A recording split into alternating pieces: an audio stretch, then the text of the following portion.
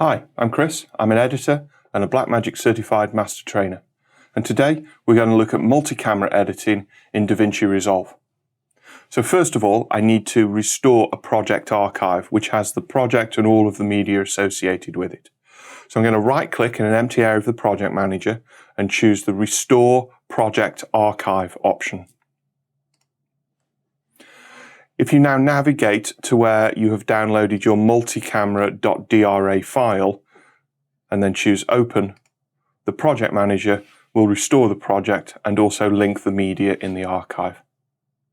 Simply double-click the project to open it in Resolve. So we're going to do two multi-camera editing exercises. The first is going to be a simple 2-camera interview. The second will be a full-on 8-camera music video shoot. The first thing we need to do though is to synchronize the footage and make a special multi-camera clip. So here in the timeline I've actually got some footage already edited. And at this point here I'm actually going to insert a multi-camera interview.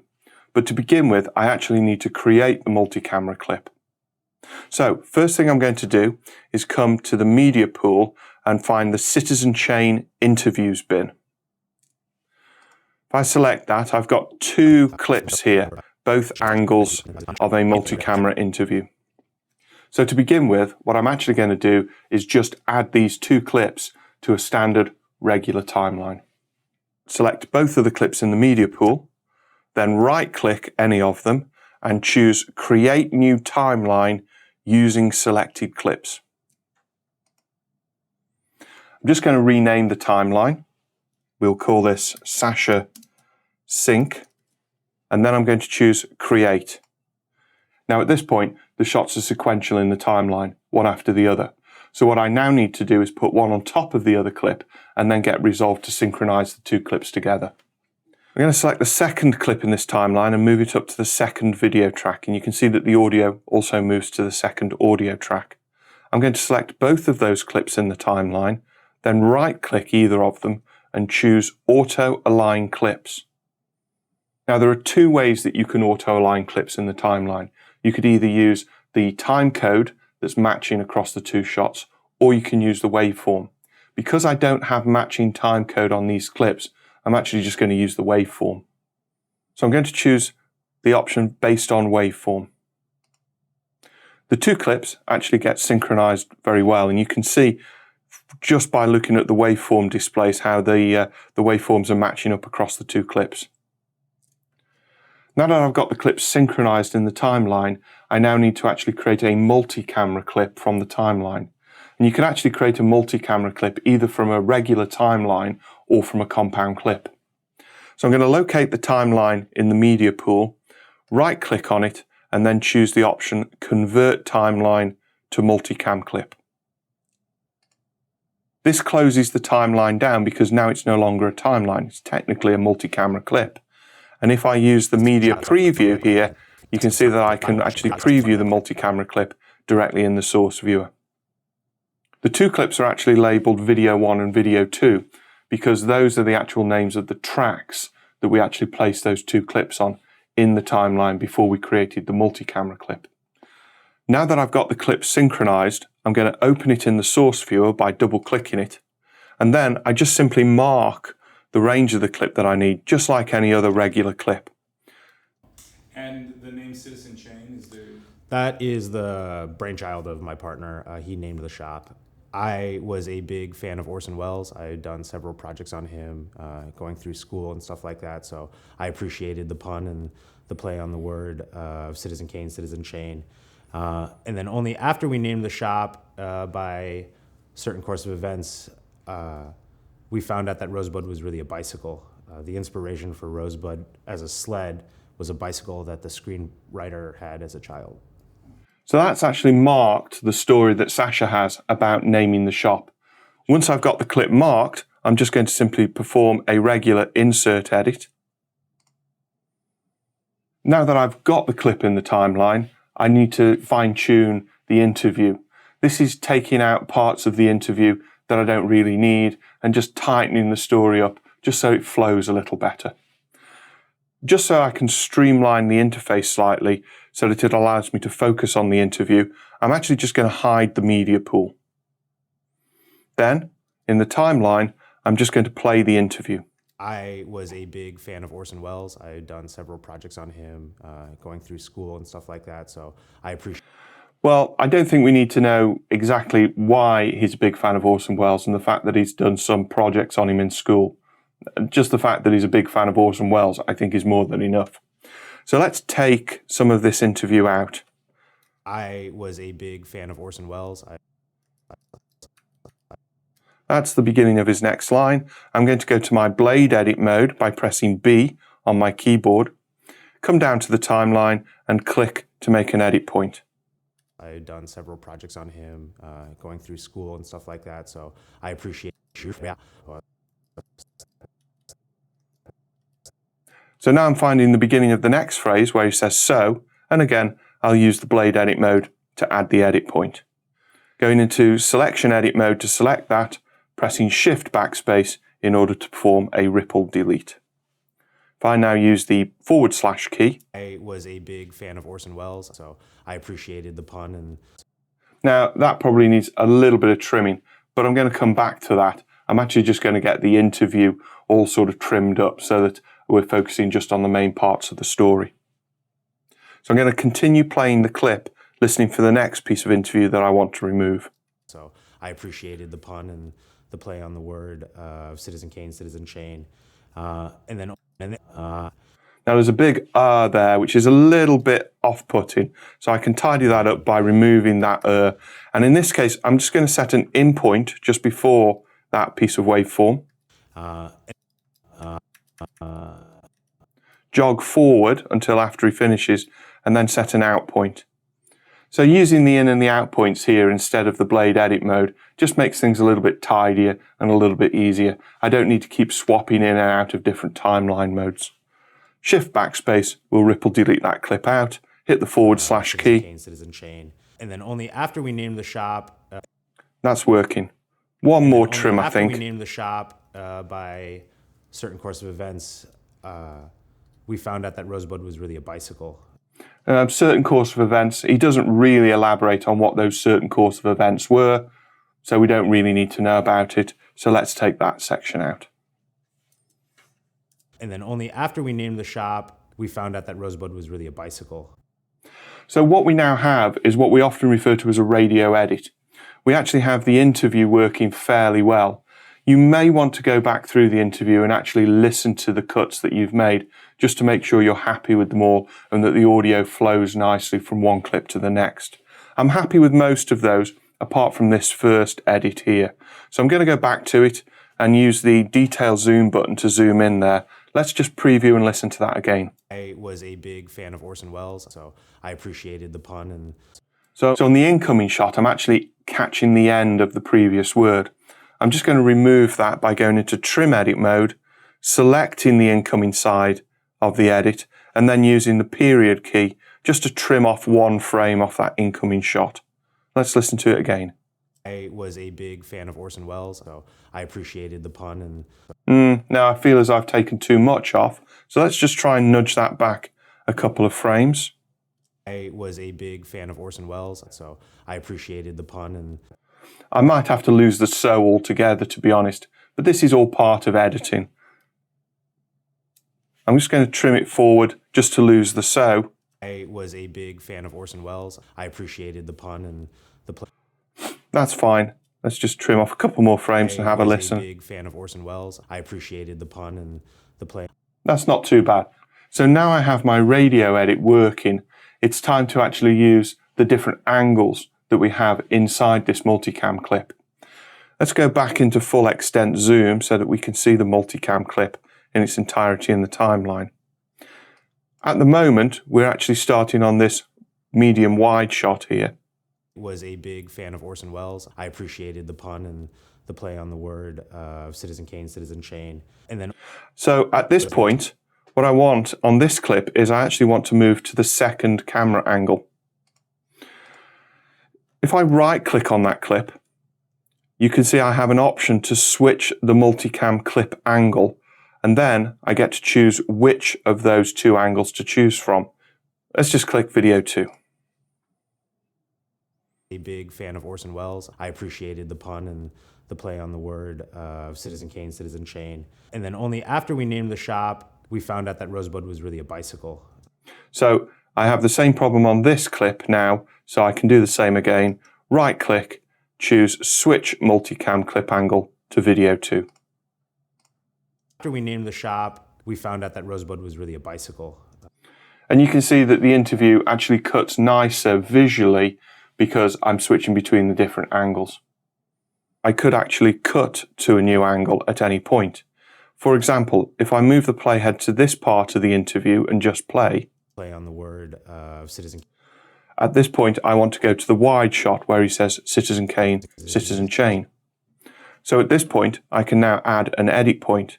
Previously, we used the blade edit mode for this, but if I just press Command or Control B, that will add an edit and allow me to switch this clip to the first video angle. Citizen Kane, Citizen Shane. But of course, now I've got a jump cut to this because it's using the same angle. So I'm going to select that, right click, switch multicam angle, video 2. And then of course I've got the same problem again because now I've got a jump cut between the two angles. So I'm going to right click, switch multicam angle, video 1. I was a big fan of Orson Welles. I appreciated the pun and the play on the word of Citizen Kane, Citizen Shane. And then only after we named the shop, we found out that Rosebud was really a bicycle. You can also treat all of these multicam clips just like regular clips in the timeline. If I go into trim edit mode by pressing T, hold down the Option or Alt key to select the linked video of the first clip, I can now trim this in order to create a slight split edit so that I'm creating a J cut so that the audio comes in slightly earlier than the video. And again, I can do a similar thing at the end here in order to create a split edit on the last clip. I was a big fan of Orson Welles. I appreciated the pun and the play on the word of Citizen Kane, Citizen Shane. And then only after we named the shop, we found out that Rosebud was really a bicycle. Now I've got the multicam clip working quite well in the edit. The last thing I need to do is to flatten it. What this will do is it will actually give me back the original source clips that were used to create the multicam clip in the first place. To flatten the multicam clip, just simply select all of the multicam clips within your timeline, right click and choose Flatten Multicam Clip. What this does is it actually removes the multicam clips from your timeline and actually leaves in place the original source clips. I was a big fan of Orson Welles. I appreciated the pun and the play on the word of Citizen Kane, Citizen Shane. And then only after we named the shop, we found out that Rosebud was really a bicycle. And that's an example about how we can edit a simple two-camera interview. However, not all multi-camera edits are quite that straightforward. Sometimes you're actually dealing with many different camera angles. So let's look at another example about how we can cut a music video. Let's begin by reopening the media pool and selecting the Miserable Girl bin. In this bin, we've actually got 8 different video clips of a band performing on a stage. We've also got an audio file, which is the actual song that they were performing to. We're going to let Resolve synchronize these clips and create the multi-camera clip. But just before we do, it's worth pointing something out. You'll notice that all of these clips have a name: JBR01, JBR02, JBR03, and so on and so forth. If I select JBR01 and then access the File tab in the inspector, you'll see that this clip actually has some metadata specifying that this was camera 1. However, if I select JBR02 and have a look in the file inspector, you'll notice that this has actually been given camera number 8, JBR03 is camera number 2, and so on and so forth. So just because the cameras are named in a specific way in terms of the file or the clip within the project doesn't necessarily mean I can't apply additional metadata information to each of those clips. This helps me specify the different camera numbers. I'm going to close the inspector, and this time I'm actually going to right click on the miserable girl bin and choose the option Create New Multicam Clip using selected bin. In this case, it just means that I can select the bin rather than having to select all of the clips. However, if there are some clips in this bin, you can just select them independently and actually choose to create the multicam clip from the selected clips. When I choose this option, Resolve asks me to create the multi-camera clip and what settings it should use. So here, I'm actually going to change the name of this multicam clip. We'll call it Miserable Girl Sync. I often use sync at the end of multicam clips, and it just helps to differentiate them in the list view in the media pool as to whether something is a timeline or a multi-camera clip. We leave the frame rate as it is because that's the same frame rate of the clips that I'm using, but we're going to change the angle sync. You'll notice that we can use in points, out points, time code, sound, or markers. Well, we didn't add any in, out points, markers to any of these clips, so we can't use any of those in order to be able to create an accurate sync. Also, these clips don't have time code. Not all cameras will record accurate time code that can be synced with other cameras. So in this case, sound is actually the most reliable way that we've got of synchronizing these clips together. So let's choose sound from the angle sync option. From the angle name though, we're actually going to change from sequential to metadata camera. This means we're actually using that camera metadata that I've pointed out in order to be able to choose the order of the cameras and also, very importantly, the name as those cameras appear in the multicam clip viewer. We can actually leave all of the other options alone just for the moment. However, it is worth pointing out that there is this option to move source clips to an original clips bin. Sometimes you don't want the source clips to be moved to another bin, so it's always worth just thinking about whether you need that option on or off. Let's click Create, and after a brief analysis, Resolve will actually create me a new multicam clip, and also in the media pool here you can see that we've also now got a new original clips bin. Double click the multicam clip to open it into the source viewer, and now we can do a quick sanity check to see if all of these angles are in sync.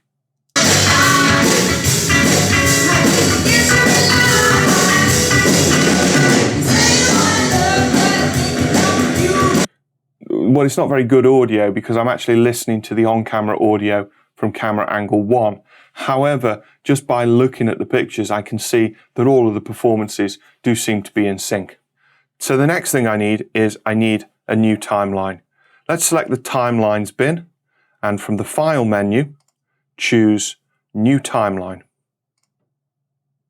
I'm going to rename this timeline Miserable Girl Edit, and then leave all of the other options the same because the defaults will work for this, and choose Create. Now I can edit the multicam clip into this empty timeline just like any other regular clip. So I'm going to find the start of the performance and set an in point.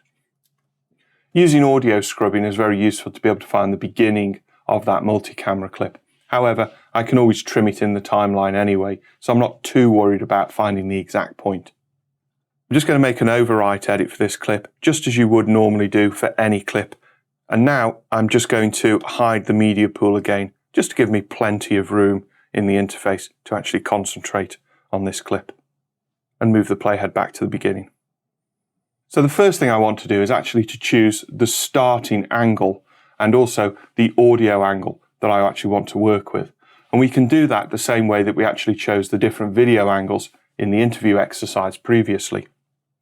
In the timeline, I'm just going to right click the picture and choose Switch Multicam Clip Angle, and then I can choose whichever angle that I want. I'm going to choose camera 4 here because I know that camera 4 is actually the drummer, and it's actually a good angle from which to start. Also, I'm going to right click the audio clip and choose switch multi-camera angle to camera music. The audio file also actually had some camera information in it, so that it's actually put this in the correct place and actually labeled it correctly, so that I'm not guessing as to which angle is the actual music angle. Looking at the waveform, I can also see it's a little hot on the audio, so I'm actually just going to bring that down a little bit, just so that I don't deafen myself when I play this back. Once I've got the two starting angles set for both sound and picture in the timeline, I'm almost ready to do my multi-camera edit. However, one other thing that I want to do is I now want to bring the source viewer into play so that I can easily switch between the different camera angles. All I need to do is come to this menu option in the bottom left-hand corner of the source viewer and change the menu from source to multicam. Down at the bottom of the multicam viewer, you can see that there are three options.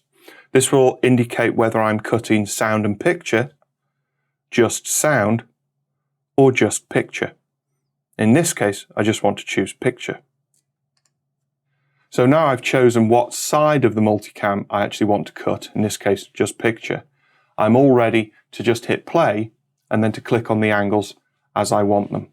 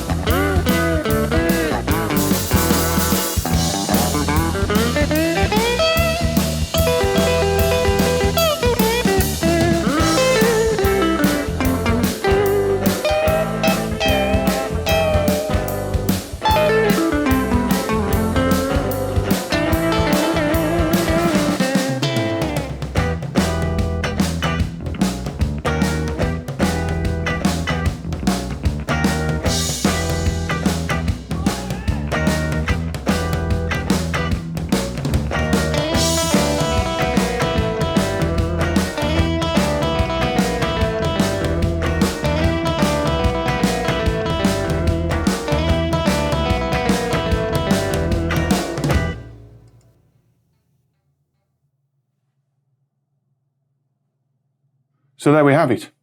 I've gone from the beginning of the music video to the end, just simply clicking on the different angles that I want as I want them. Now, at this point, you might think, well, the job is done. However, as I was going through that and cutting between the different angles, there were a few cuts that I wasn't quite happy with. So this is another important part of multi-camera editing. Whilst you could possibly go through that music video and cut it in real time and be happy with the results when you finished, simply think of this as a rough cut. This isn't live television after all. It means that we can always go back and we can always make changes. Now this means that whoever's watching this at the end doesn't necessarily need to see the creative decisions that you've actually gone through to achieve the end result. Let's go back through this multicam clip and let's see if there's any changes that we can make.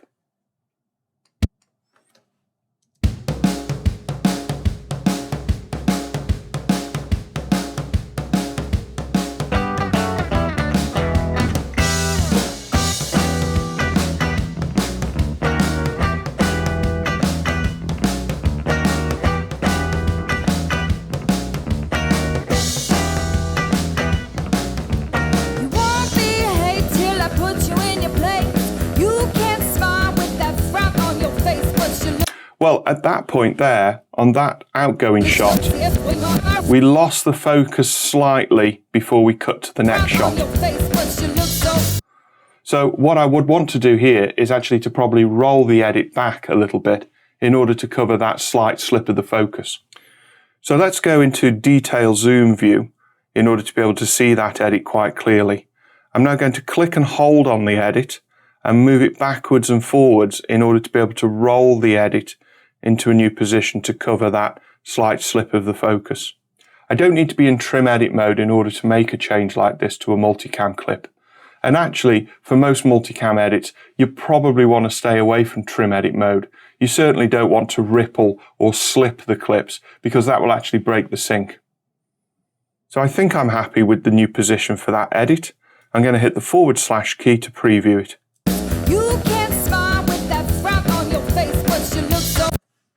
Now that works, and I'm happy that I've just covered up that slight slip of the focus.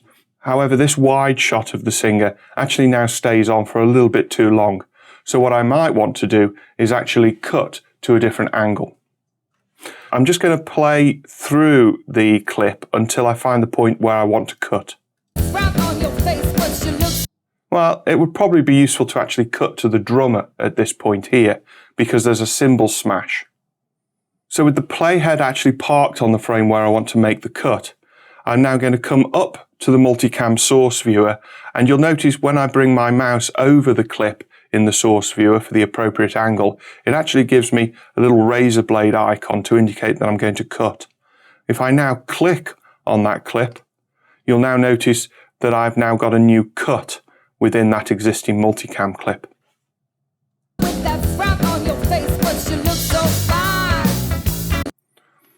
So you can see just how easy it is now to actually go through and actually add additional edit points.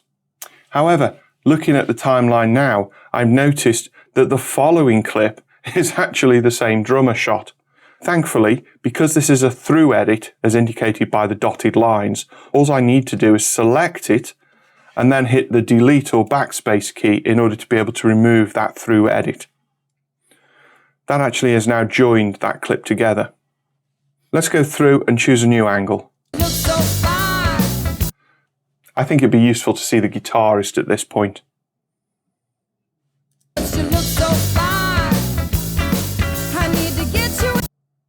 And I think we should go back to the singer as well for that second line. Let's choose camera angle 2.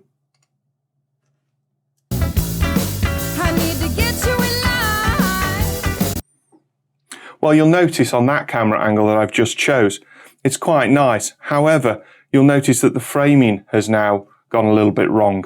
So the talent is moving in front of the camera, and of course the cameraman is finding it difficult to keep up.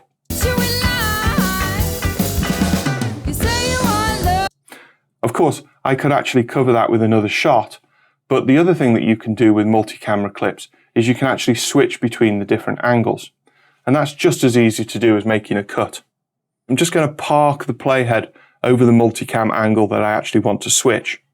I'm going to go with a wide shot of the whole band here, so camera angle number 8. Now, if I just simply click on this angle, it will actually add an edit point However, if I hold down the Option or the Alt key, when I actually look at the mouse, you'll now see it's actually switched into what appears to be a replace edit symbol. And what this will do is it will just simply switch the entire angle, very similar to we did on the interview in the first exercise. So just simply now holding down the Option or Alt key and clicking on the angle will switch the entire angle on the timeline.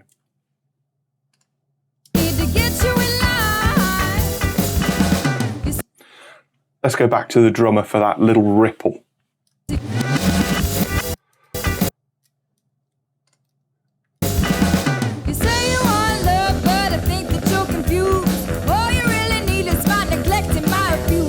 So now you can see all that we need to do is just work back through the multicam edit, adding edit points and actually rolling edit points, switching angles and carrying on cutting. But you look so fine. I need to make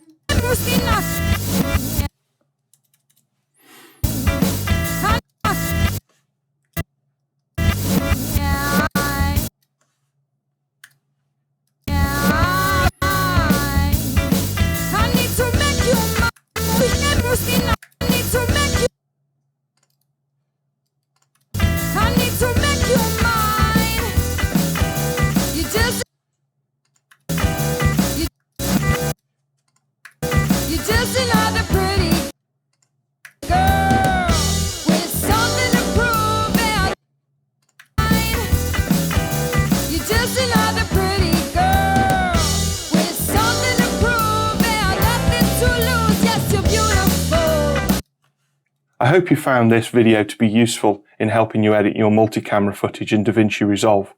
Don't forget, if you've got any further questions, you can always join us on our forum pages where questions are answered on a daily basis. And don't forget, if you look at the DaVinci Resolve product pages, there's a whole section on training where there are freely available training videos and training books for you to use. Thank you very much.